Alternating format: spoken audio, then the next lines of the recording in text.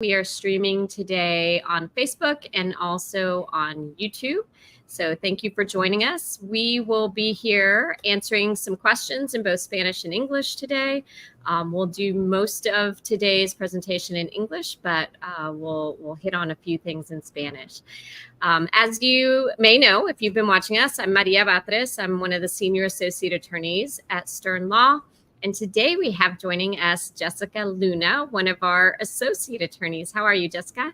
I'm doing great, Maria. Like Maria just said, I am Jessica, and I am associate attorney at Stern Law. I work a little bit on both immigration and criminal matters at the firm. Awesome. That's great. And we're really excited to have Jessica join us, give us some insights today on some of the answers to our questions. And just briefly in Spanish, para los que están viendo en español, aquí estamos en el Facebook Live de la semana y estamos en vivo y estamos tomando sus preguntas en vivo. Vamos a hablar más o menos más en inglés un poco hoy, pero vamos a responder a todas sus preguntas en español también. Si están viendo esto después de que está en vivo, puedan seguir poniendo sus preguntas en los comentarios y vamos a intentar a responderle, o también nos pueden mandar mensajes directos aquí a Stern Law, o aún pueden llamar a nuestro bufete si quieren una consulta individual.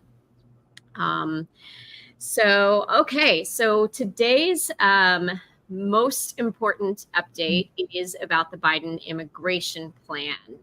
And so we're going to talk a little bit about this. The Biden immigration plan, as many of you have already heard, is a program that is going to be assisting married couples where someone who is undocumented is married to someone who is a U.S. citizen, and being able to apply for the adjustment of status or green card process in what we hope will be a faster method, and with the goal to keep families unified during that process. Right now, as we've discussed before, if you have one undocumented entry and are here in the United States, you will generally have to leave the country to be able to come back with your green card. And though that may not be a long period of time for some families, it is a separation. And so in the interest of family unity and keeping families together, Biden has introduced this plan. We are still waiting for the exact details of what it will involve, but we now know that it will be a parole in place program that actually will start receiving applications and accepting application on August 19th, 2024. So yay, August 19th, we're a little under a month away. They will reject any application sent prior to that. And the interesting part is they haven't yet told us exactly how to go about filing the application, what the filing fees will be, and what the final requirements will be. But essentially, we believe that they will still meet the requirements for any other green card application, even if you were doing the consular process. So Jessica, anything you can think that I'm missing on that, or what types of documents can families start to get together to be able to establish, like, their marriage happened before June 17th of 2024, et cetera? What might help them start, our clients, getting prepared for the possibility of being eligible for this? Yeah, so just with any USCIS application, it's important to have your evidence with you. Just records of your marriage, so your marriage license, if you were previously married and now divorced and have your current spouse of marriage, any divorce decrees would be really helpful. But really, you're just trying to establish that you have been married by a certain date. So anything that can really help you establish that would be helpful to start gathering. So at the time you can apply and be able to provide that evidence for USCIS. Awesome. Thank you. And so our hope is that in the next week or so, we will see the actual regulations. So the way that orders like this work, the president can't just create it. It has to actually go USCIS and the government agencies have to determine a process for it.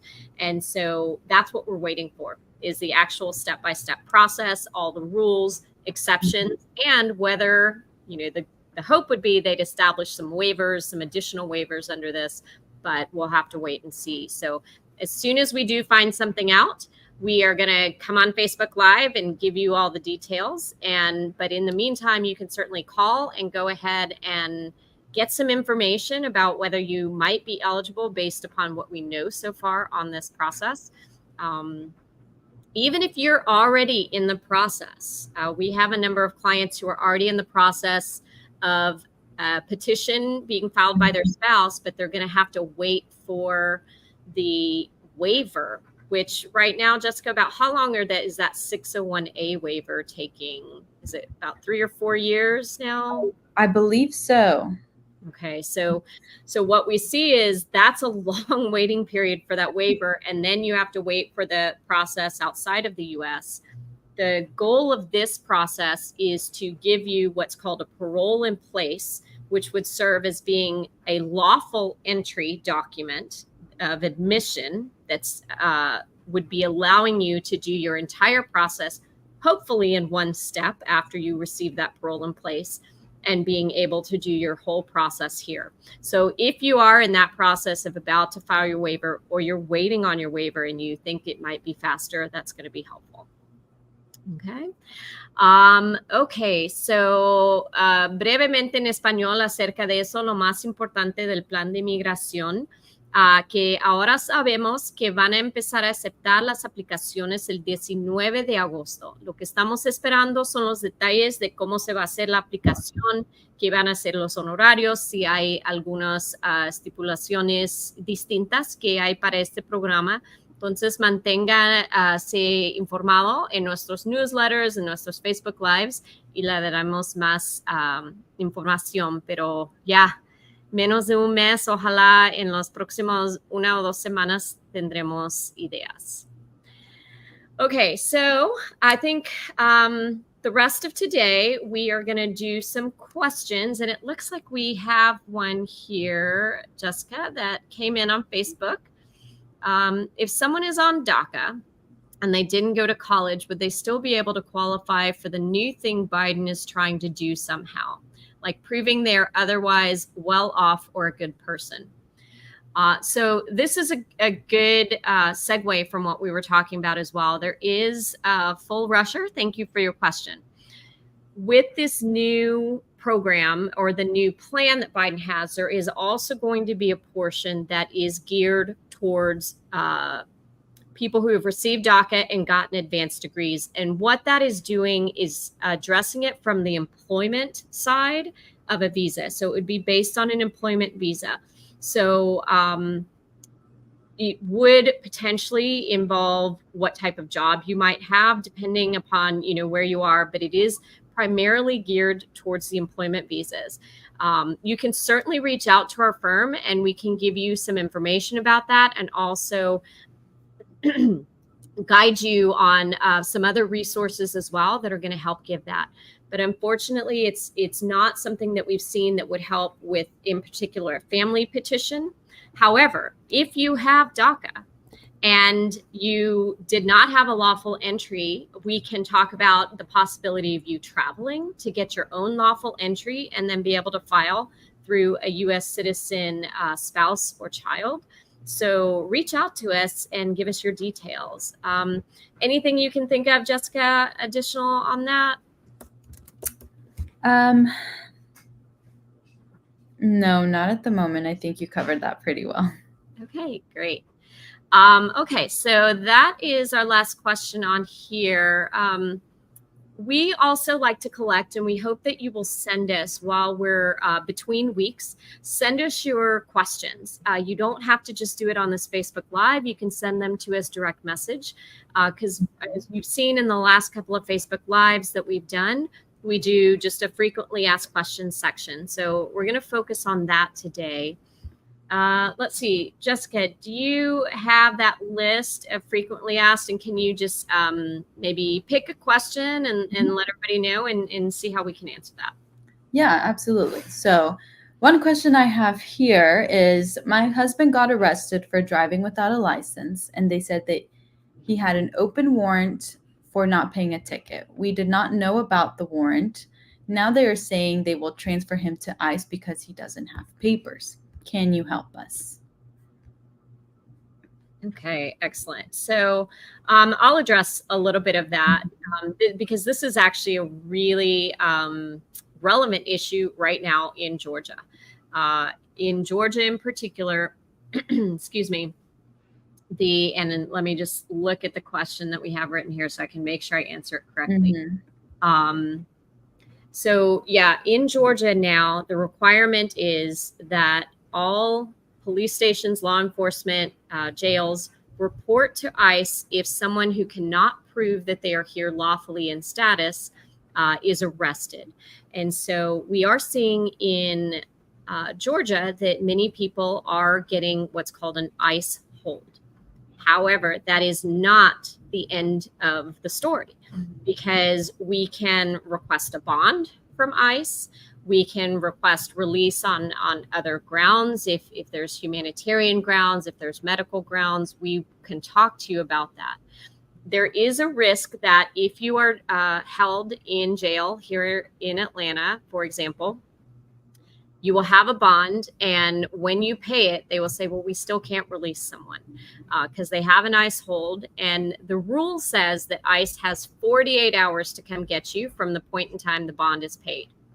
I've seen a few jails extend that a little bit, but we are hoping that this new law is really going to tailor that to exactly 48 hours. And Jessica, I think in a few cases we've seen where people might not have been picked up, but if they do get picked up, we can file an immigration bond for them.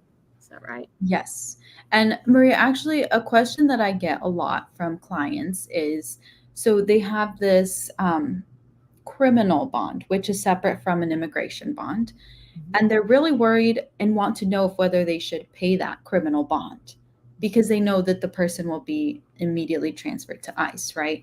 Mm-hmm. Well, one thing that we think it is important to stress is no matter whether you pay the criminal bond now or whether you go through your entire case, plead guilty, or whether you go to trial in your case, at the end of the termination of your criminal case, you still have that immigration hold. So it's a good consideration, something to think about whether you have this immigration hold, and it's very hard to remove that immigration hold while it's in place. So a lot of people are worried about paying their criminal bond, but at the end of the day, if you have an immigration hold, you will have to respond to that immigration hold. So one of the things that we do advise is to, when you can, is pay that criminal bond. But once you are transferred out of immigration, it takes you out of that detention and that sort of waiting space that you are. You can spend all your time in criminal detention, but at the end of the day, you will be transferred to immigration with that ICE hold in most cases, generally. So we generally advise to go ahead and pay that criminal bond if you can, and then we can help you develop a immigration bond or an ICE bond, and we can help develop that for a better result than just staying in criminal detention. Awesome. That's very helpful. And so would you advise that they try and get an attorney first before paying the criminal bond? Or if we're not sure we want to pay the criminal bond yet, is that something, if they hire us, that we're going to help walk them through of when is the best time to do that? Absolutely. So you always want to make sure that if you're paying that criminal bond, you know what's coming next. So I would advise to always, hire your attorney when you can. Somebody who is like us, we do specialize in both. So we can help with that smooth transition from a criminal detention for a criminal bond into a criminal or an immigration bond. We can help through that process. They are completely distinct things and they are very different. And hiring an attorney and like consulting with us will help you understand how those two things are played together and how it would benefit you to, sometimes it's not always the right option to pay that criminal bond immediately. So we can really help you through that process of really explaining how we can help you and how we can walk you through the process.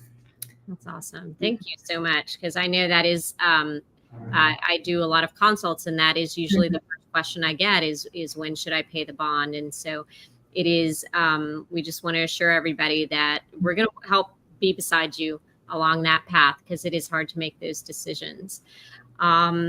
Okay, let's see.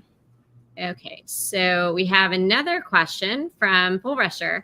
Sorry for all the questions. Never apologize for asking us questions. That is why we're here. We are here to help. And even if it's a question that just one of your friends passed on to you and may not apply directly to you, that is great.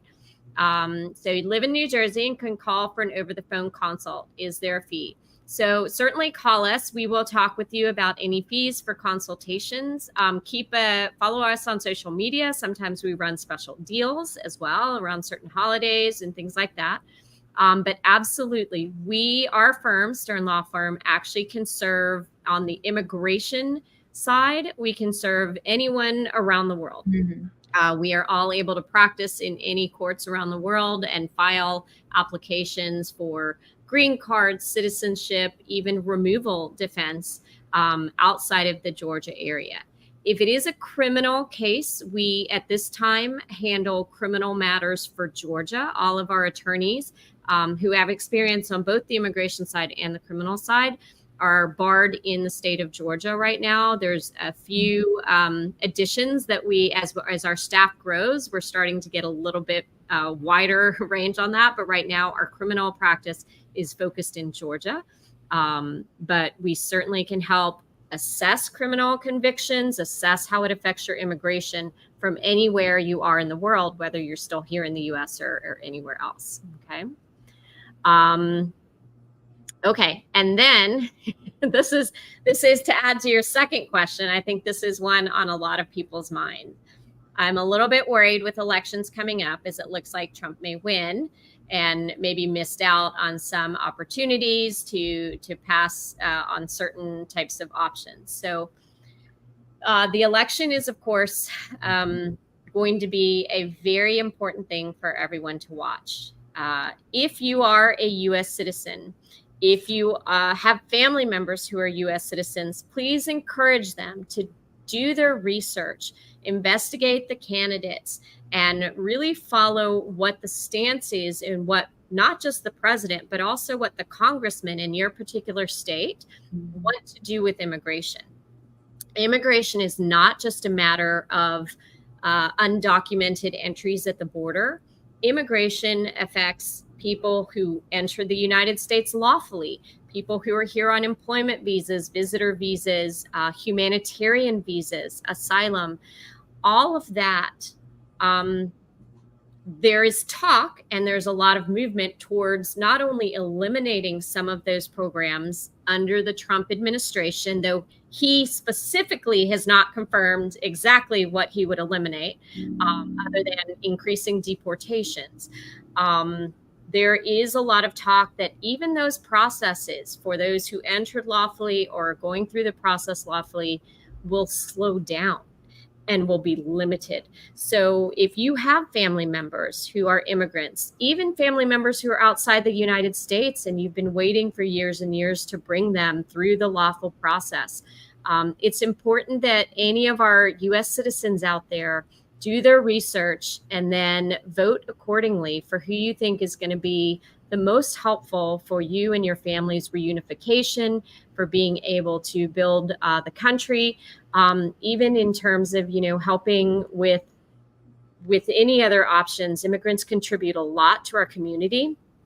And so we will keep an eye on that. It's certainly important to watch what will change. Any new information will actually start in January, depending on who wins, because the new term is going to start in January. So we'll only have an idea before then of what may happen, but we are here for you, and we will be reporting on any changes, both positive or negative, and we will be here to answer any questions. But a good point is, if you are waiting for citizenship to start your green card process, anything else, now is the time to call us and see how you can get that process started before too many things change. I think that's a really important topic right now. And I think it's important that, again, U.S. citizens, because only U.S. citizens can vote in federal elections. So please do your research, talk to your friends, talk to your family members about those matters. All right, let's try another question from our frequently asked questions. I do see another question here, Maria. It is, I have an old conviction because I pled to a felony, and every lawyer I talk to about getting my immigration status fixed says I can't because of this conviction. My criminal lawyer told me to plead guilty to get out of jail, but I do not know that it would, but I did not know that it would make me unable to get my papers. Is there a way to clean up my record? So this is a really great question. Now, there are certain constitutional requirements that you do need to understand before entering a guilty plea in criminal court. And our firm specializes in making sure that your rights are, 1, protected, or 2, were protected at the time of entering your plea.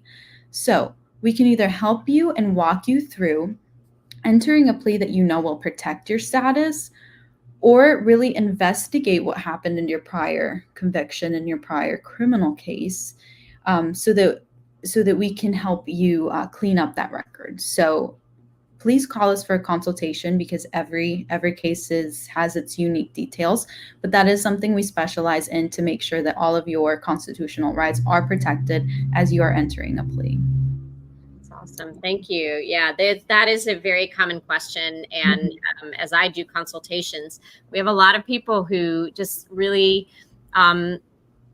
because immigration law can be very complicated and not everyone has practiced immigration law. There are excellent criminal attorneys who just, for us, we're constantly updating on it. And so even if you have another criminal attorney, reach out to us, because we can assist if you need to understand the plea. We can, if your other attorney wants some assistance in helping guide you and how to resolve a case, absolutely, we can do that as well. So I think that's really important. Okay, thank you so much, Full Russer. Thank you. You're always welcome. If you've been very stressed and can reach out from your current lawyer, so definitely reach out to us. We are always available. You can see the number scrolling across the bottom. We do Spanish, we do English. If you need additional language assistance, we also have abilities to to have translators on the line for you. But absolutely. Which actually brings me to one of the other common questions I get is, what type of information should I have ready when I call for a consultation? And so I always try and tell people, it depends on the case. If it is a criminal case, like a pending criminal case, you've been arrested, your family member's been arrested, we certainly want to know if they're in jail, where they're in jail, and how long they've been there. And if you have any information about the charges, anything you can provide. But we also do a lot of work to help find that information, because we know it can often be limited when you just have limited calls from your family member who's been detained. Yeah. If you have a prior conviction, what types of documents might they be able to have ready for us, Jessica, if they're calling about what you just mentioned, looking at what happened in the past? So a really big thing that helps us a lot is a criminal disposition. So it's essentially whatever plea that you entered. If you're able to have those documents ready for us, it really helps us start the case immediately. Other things are just any criminal records that you have, really anything from your prior court case is really helpful for us. And like Maria said, we are happy to help you obtain those records. But if you already have them, that's just eliminating a step for us, and we can actually start your case a lot sooner. I love that. And then from the immigration side, especially if you have a detained family member, oftentimes once they have reached out to you from the detention center, they should have received what's called an A number. So when you talk to your loved one, ask them, it may be on a bracelet, it may be on an ID, it will definitely be on any paperwork. That is going to be key to helping us locate them, find out if there's a court date, and be able, kind of like Jessica mentioned, be prepared for, can we file a bond motion immediately and try and get them out? And then the other thing we recommend, especially we mentioned this when we talked about the Georgia law, our managing attorney, Elizabeth, said, have those conversations with your family members about how you entered, how many times you entered, if you have prior history. They can be difficult conversations, but as Jessica said, the more we have to start, the faster we can start helping you. But if you don't have it, it doesn't mean you shouldn't call us. Please call us regardless, and we can guide you on how to get that or get that information. Yeah, I always like to recommend just bringing and sending anything and everything you have related to your immigration history. I know it can be really hard to tell what document is important or what document the attorney may need. So it's really helpful to just see everything and everything that you have, and then we can make what determination we need extra afterwards. I love that. That's awesome. Thank you. Okay, so we are coming up on 7:30. So we right now don't have any new questions coming in. As we mentioned, please make sure that you are putting more questions in as you're watching this. When you watch this video, feel free to share it with friends, share it on your page. And every Wednesday, almost every Wednesday, there are a few exceptions here and there, but we will be here answering your questions. If there's certain topics you're interested in, let us know. Put that in the chat, and we can plan to address those particular topics so that we can give you some insight. But in the meantime, any immigration or criminal history questions you have that might affect your immigration status, give us a call. We do specialize in what we call crimmigration, which is the intersection of the two. And like I said, all of our attorneys have experience on both sides, which is rare to have attorneys who have practiced on both sides of those types of law. And we're here to help you and guide you on a path, hopefully, to finding a good resolution and even looking into options for the future. Yes. And you can always send messages to our social media, to our Instagram. You can DM us. We will list and compile all of those questions for all of our future lives. So if you don't want to, comment during the live, we will always receive your question through our DMs. Awesome. So thank you to everybody. Gracias a todos. We'll do a little bit more Spanish next time. Pongan las preguntas en español y se los contestamos en español. We enjoyed getting to talk with you tonight. If you're in Georgia, everybody stay safe and dry. And everyone else, have a really great night. Yes.